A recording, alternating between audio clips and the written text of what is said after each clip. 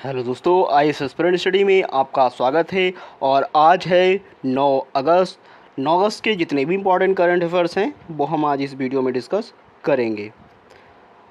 तो आज का पहला प्रश्न है, पूरी तरह से सौर ऊर्जा से संचालन करने वाली भारत की पहली विधानसभा कौन सी है? Which is the first legislative assembly in the India to run entirely on solar power?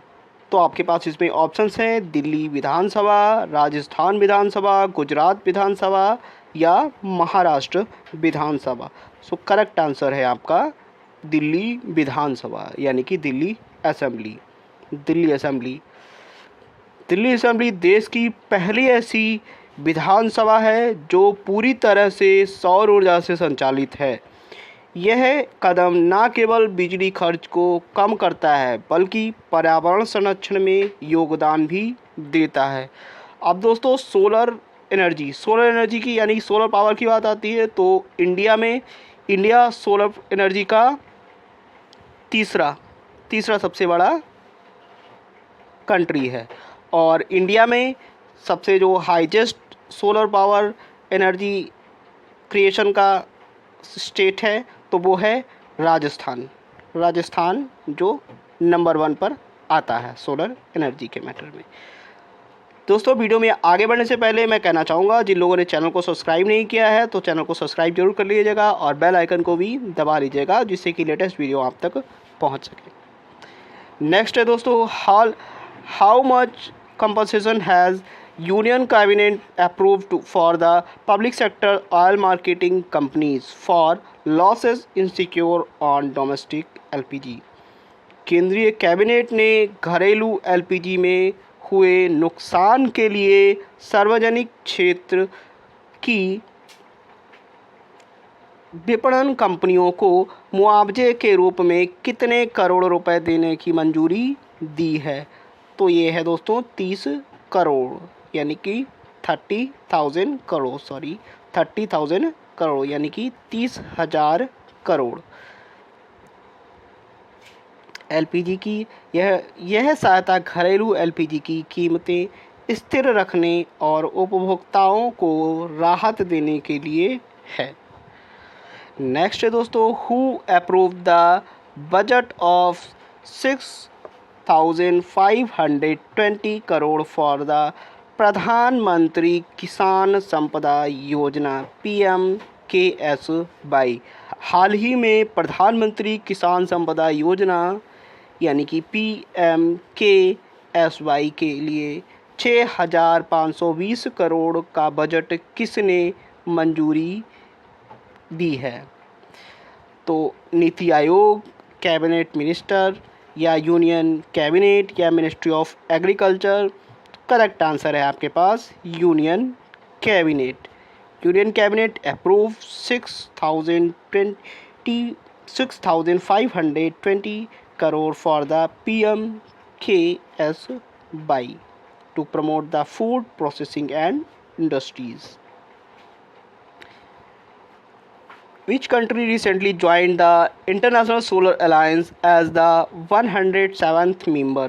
हाल ही में अंतर्राष्ट्रीय सौर बंधन में या सौर संगठन में 107वें सदस्य के रूप में कौन शामिल हुआ है? आपके पास इसमें ऑप्शंस हैं सर्बिया, केन्या, मोल्डोवा या सिप्रस। तो आपके पास इसमें करेक्ट आंसर है Moldova becomes the 107th member of ISA International Solar Alliance which promote the solar energy cooperation. Next है दोस्तों, हाल ही में हाल ही में शेयर लीड्स यानी कि सेकेंड कार्यक्रम का उद्घाटन किसने किया? Who inaugurated the share leads second programme recently? तो इसमें ऑप्शन है आपके पास स्मृति ईरानी या निर्मला सीतारमण या अन्नपूर्णा देवी या मीनाक्षी लेखी। तो अन्नपूर्णा देवी जी ने। Ministry of state for education Annapurna Devi inaugurated. She leads second to empower the women leaders in the education. यह कार्यक्रम महिलाओं का नेतृत्व को बढ़ावा देता है. नेक्स्ट है, which is the first railway station in the Kashmir valley to enable for the food transport. हाल ही में कश्मीर घाटी में माल दुआई के लिए सक्षम पहला रेलवे स्टेशन कौन बना है? तो ऑप्शन है इसके पास श्रीनगर, बारामूला या अनंतनाग या पुलवामा. तो Anantnag railway station become the first good transport enabled station in Kashmir to boost the local trade. Next है दोस्तों, who launch the new Incredible India digital platform IIDP, यानी कि इनक्रेडिबल इंडिया डिजिटल प्लेटफॉर्म. हाल ही में नया इनक्रेडिबल इंडिया डिजिटल प्लेटफॉर्म किसने launch किया? तो आपके पास इसमें ऑप्शंस हैं ministry of tourism, ministry of culture, ministry of information broadcasting, NITI Aayog. तो करेक्ट आंसर है आपके पास ministry of tourism. Ministry of tourism launch the IIDP to digitally showcase the India's tourist attractions. यह प्लेटफॉर्म पर्यटन को डिजिटल माध्यम से प्रमोट करेगा. मिनिस्ट्री ऑफ टूरिज्म ने लॉन्च किया है. नेक्स्ट है, how much targeted subsidy has the union cabinet approve the continue under the Pradhanmantri Ujjwala योजना टिल 2025 से 26. प्रधानमंत्री उज्ज्वला योजना के लिए, यानी कि केंद्रीय कैबिनेट ने प्रधानमंत्री उज्ज्वला योजना के उपभोक्ताओं के लिए 2025 से 26 तक कितने रुपए की लक्षित सब्सिडी जारी करने की मंजूरी दी है? तो आपके पास इसमें ऑप्शंस हैं 1000 करोड़ या 1200 करोड़, 12,000 करोड़ या 15,000 करोड़ या 18,000 करोड़. करेक्ट आंसर है आपका 12,000 करोड़.